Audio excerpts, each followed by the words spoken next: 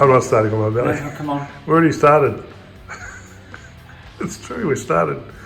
All right. Can you just show the camera on your belly? It's been 3 months, Bruce, just quickly. That's a panoramic view of Bruce's tummy. It's got larger. It's been 3 months. It's Sunday the 6th of October. Yep. We're finally back on the King Kombi. Now, things got a little bit hectic. We've spent the last 2.5, 3 months making the truck run. Probably 2.5 months, would you say, Bruce? Easy, two and a good 2.5 months. So we had to fully rebuild a truck motor, clean it, put it back together, wait on parts, and also operate our other jobs. And so we've just been flat out. But we're flat out back into this now. So we had to get a tail shaft, mate. Here's the tail shaft in the King Kombi. So it's a telescopic tail shaft. Now, our major problem here was the guy from Dryline Services in Brisbane, Ron, I'll give him a call there, he was awesome. He said you might want to lower the motor, and I said it's already done. And he said, yeah, well, you're not going to get full droop. The problem was this thing travels a long way down, 26 inches it does, to be exact. So when the diff drops, 26 inches. What we didn't account for, being a little bit of a novice at this and not having an instruction book or 10 experienced people to tell us, the uni joints were fouling out on the yoke. So basically, the problem with the universal joints was that this vehicle has 26 inches of rear suspension travel. If you look in that picture there, you can see the uni joint is going to foul out on the yoke. Basically, once it got past 22 inches, smash straight into the uni. So we had to change the angle of the motor, which was quite a big job, but that's coming up next. But we managed to save it and we got it to 26 with limiting straps. So before the thing got full droop, it was hitting. Only way we could improve that was to drop the back of the transmission, which is not what we wanted to do because all the extractors and stuff are built. So today we've cut all the engine mounts off, the rear engine plate off, everything's chopped out of it, and we've now lowered the motor, and we've basically all day lowered at different positions, up and down. We found that we had to raise the motor substantially, approximately 30 mil. So the motor is going to be raised 30 millimeters. The power glide's been lowered, I would say, approaching 70 mil, probably 70 mil. And we have now got a situation where the tail shaft operates. So what I mean by that is we can actually drop it now. We get full droop without the unis fouling on the yoke. And they foul in two spots, either foul here or at the front of the yoke, but we've solved it. So we didn't want to do it, and it affects a lot of things, especially the extractors. But we've now found the compromise, and we believe it'll work. What do you think, Bruce? Well, yeah, based on the stuffing around we've done today, and it's all about the angle of the dangle. So we had to raise the front of the motor and drop the rear to get the tail shaft flatter, so that we can get the angle on the droop, obviously. So. That's right. So if the car had a run and you hadn't checked any of this and the suspension dropped, basically the massive 1440 unis that are in, it's the biggest tail shaft you ever get, they just would have smashed into the yoke and ripped probably the extension housing off, mechanical failure. So where we've got it now, we're still going to have limiting straps, but I believe it'll work. These have pretty horrendous uni angles because of the travel and stuff, but I think we'll get the thing to work, and we'll just test it at low RPM, just make sure it cycles through, drooping it. What do you think? Yep. But I think it will work, and we're back on track, but this gives me probably another 2 to 3, 4 days of work remounting the motor, doing all that, but we've now got it in the right position. Christmas is coming up, it's another year, but I think over the next couple of weeks I'll get this done. I've started on the fuel tank. There's a fuel tank right there. I actually stopped on that when the tail shaft arrived because I had more work to do there, but yeah, it's never ending, but we'll get there, won't we? Where are you off to next week? I'm off to Brazil, Sao Paulo. Yeah, Bruce is off to Brazil. He's got a job too, so he'll be on the other side of the planet.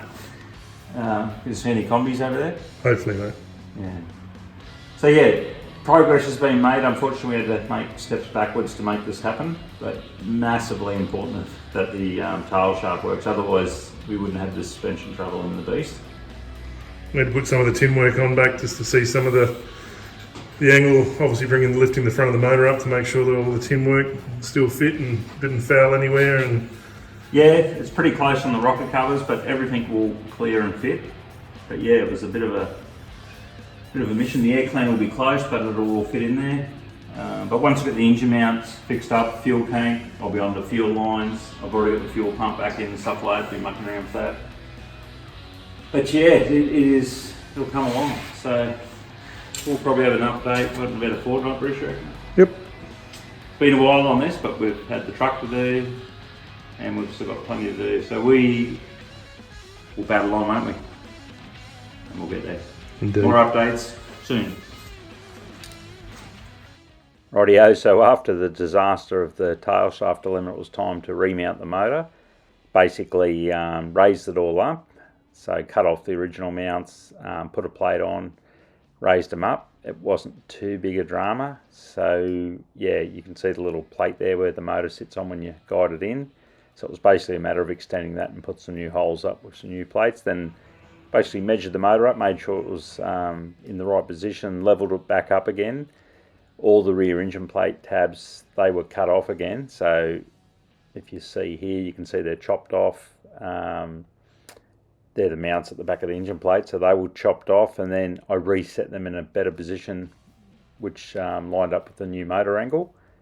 And you can see here, the motor angle, that's what it was, 0.5 was the total lean back that we required to get it where we needed. Obviously the gearbox extension housing, that needed to be modified, chopped off and remounted.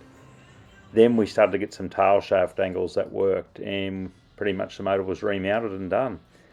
The rockers covers actually went through the tin work, which covered the motor, so that was a change in the angle of the motor, so we had to make a little pocket up there, weld it up, so the tin work was basically, yeah, so everything fitted again. That was the major things to fix up with the new angle of the motor.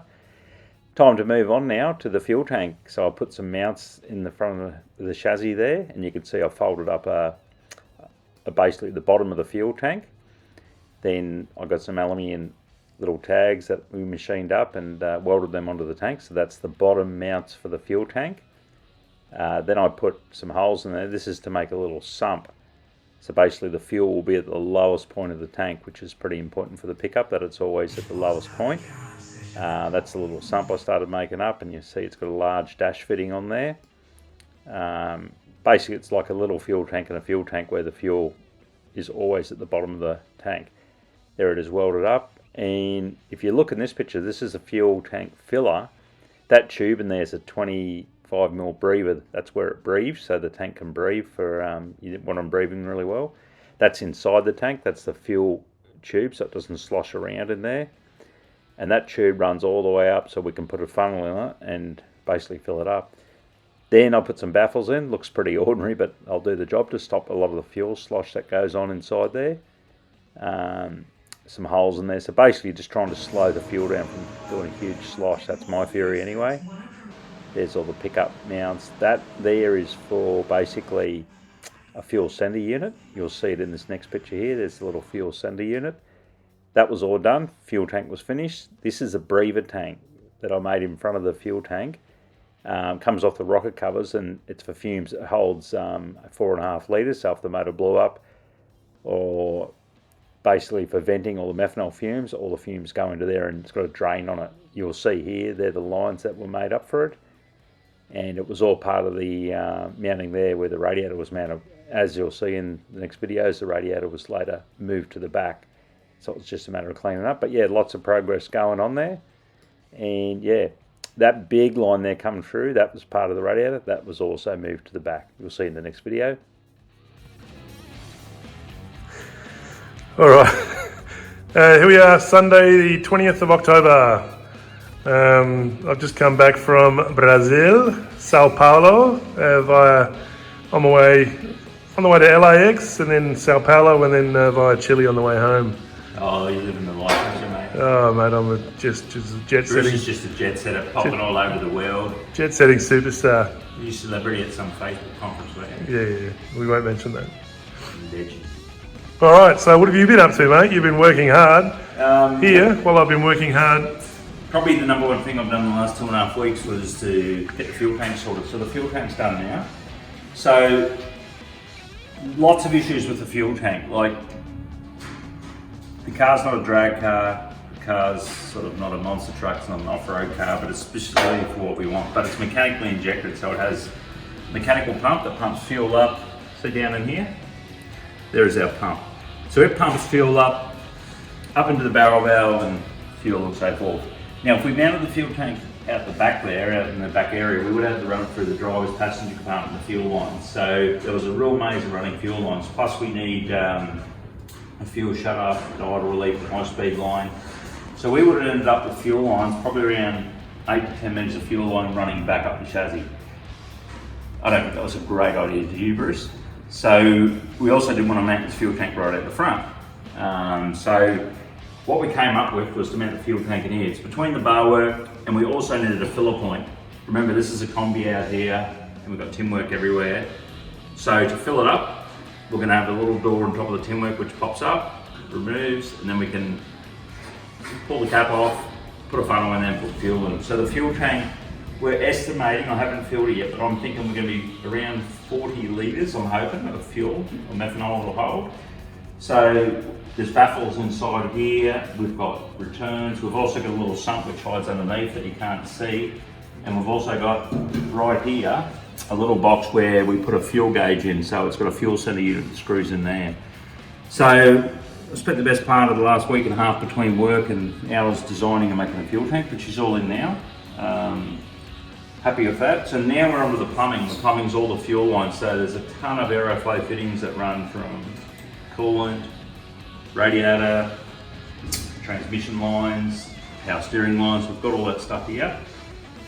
Where have we done today? We've started, this is our first line, it's a dash 20, it comes out, travels down here. We've got a Davies Craig water pump, currently made in Australia. Nice little pump here. This will come down and that'll run underneath with some lines. We also made these little things, see these? These are a dash 20 fitting into a dash 8. So here's the top one, there's the top radiator hose which will be going back towards the manifold. These screw into here. So I'll screw that one into there. That'll go approximately like that. Then we run two dash 8 lines off here.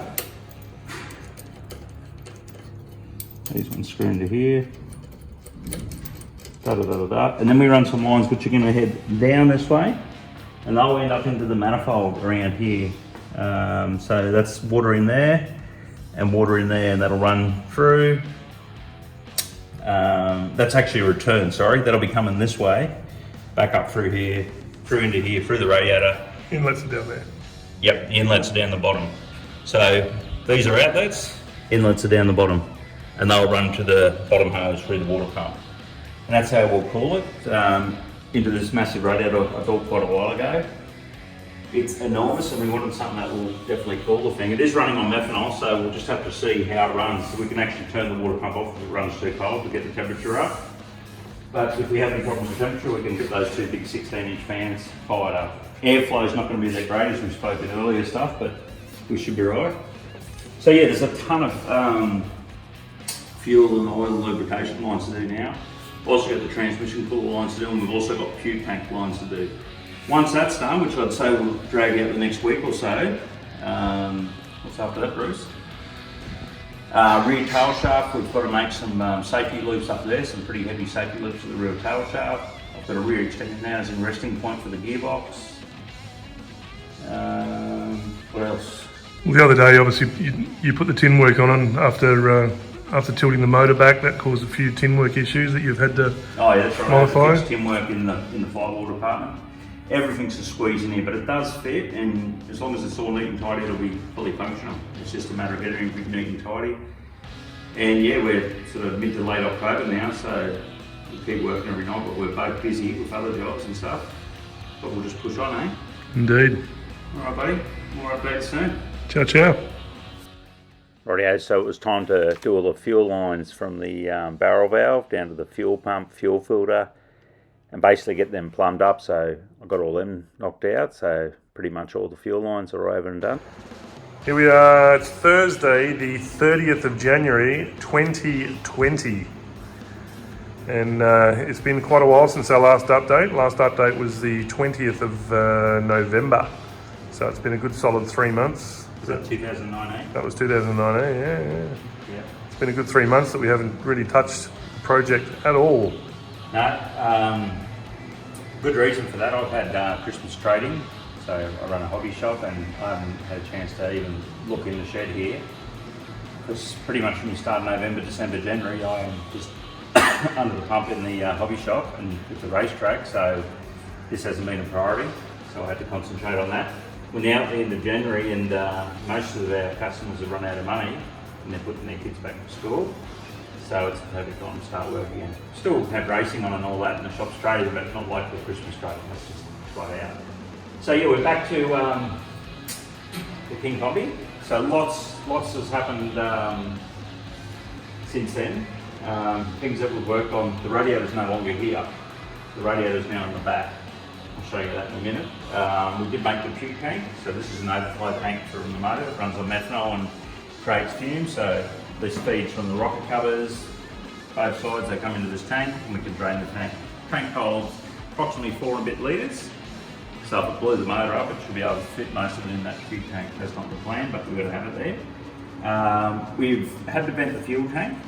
This is a vent here because we couldn't fill it up properly, so this breathes from here so we can actually fill the tank to our right capacity.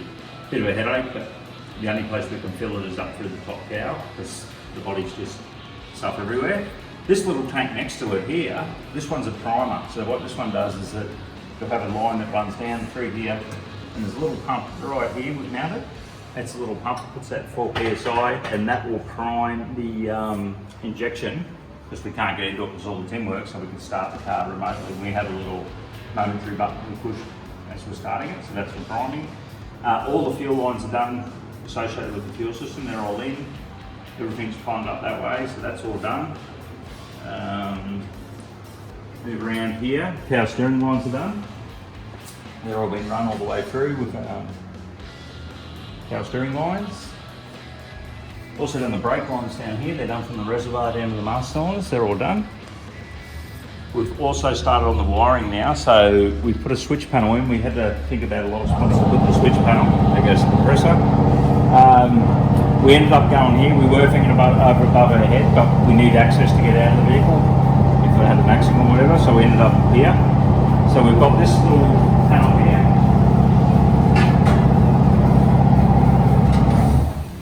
So we've mounted all the switches, joiner boxes, fuse box, all in there.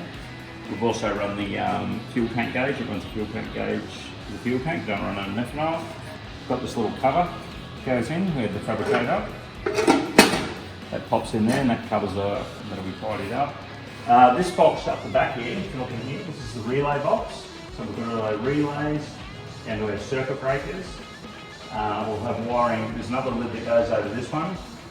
We'll have a feed in and a feed out, which will come up around into this one.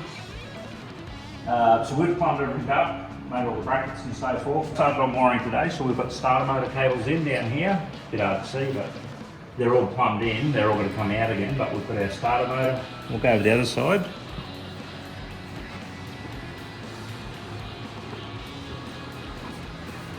Batteries mounted down here. And we have on the outside, this is a charging port. So if we want to charge the battery, because it doesn't run an alternator, we could just go off here, positive, negative. It's got a kill switch here for the power. If you look on the inside there, that's all mounted up neatly. And yeah, that's coming along. Also had to remount the water pump. I've mounted the fire system bottles in the back, that's more work. We've moved the pro bag box to the outside because it was too condensed in here. So heaps happened there. The radiator's up the back here.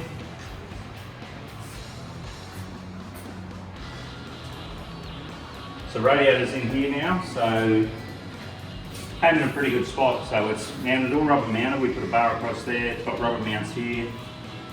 There will be a lot of airflow. It's got two 16-inch scale fans.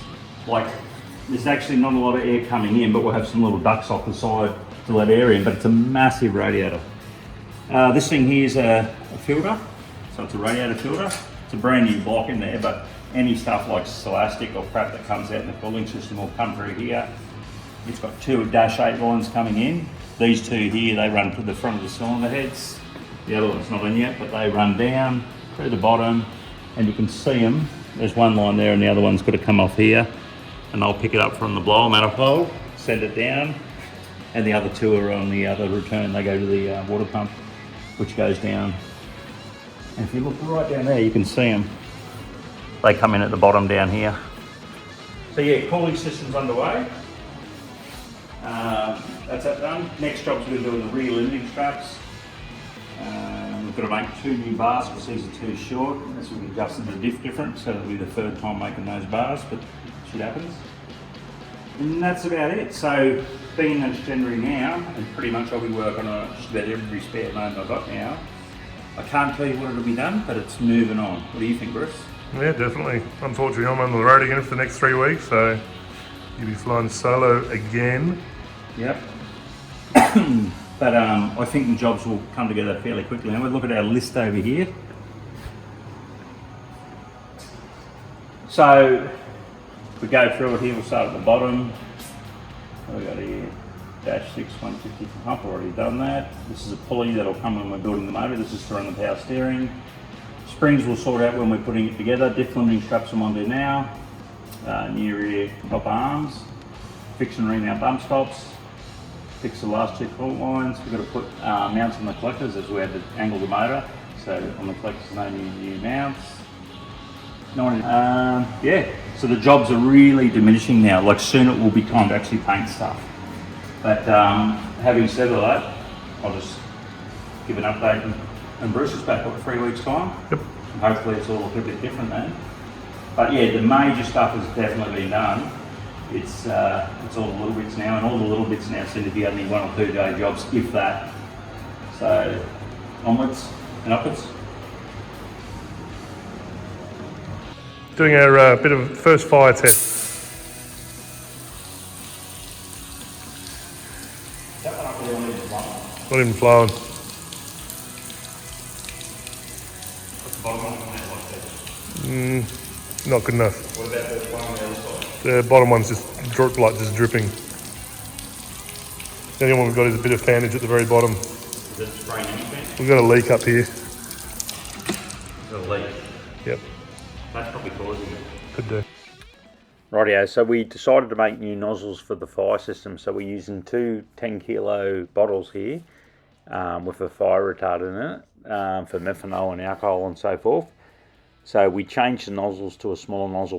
This is one system running here. We actually have 2 on the Kombi, so it has double this. So basically our idea, if it has a fire on board in the engine compartment, we can hit it straight away to get it underway. Plus where we run the Kombi, we'll have external fire extinguishers and fire people to put it out. But yeah, this is just the onboard system around the motor in case of the worst case scenario.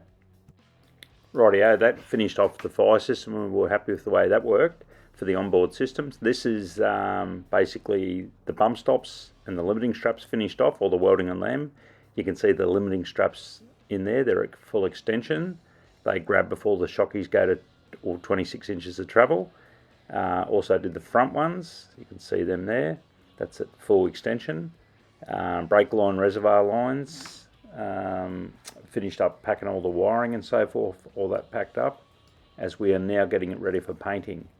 The hole, that's for where we fill up the fuel, that's in the front cowl, in the front of the Kombi. That's the lid we made up for it. Just Zeus fastens on. And basically now we're just getting everything ready for painting, and that's what you'll see in the next episode. So that's going to be about it for episode 15 of the King Kombi YouTube channel. Thanks everyone for watching along. We super appreciate it, and to everyone that's liked and subscribed, we appreciate it very much. There's plenty more to come. It's going to get interesting from here. The painting and all that's going to start happening. And yeah, we've got more to do in the transport, and we'll see you in the next episode. Thank you.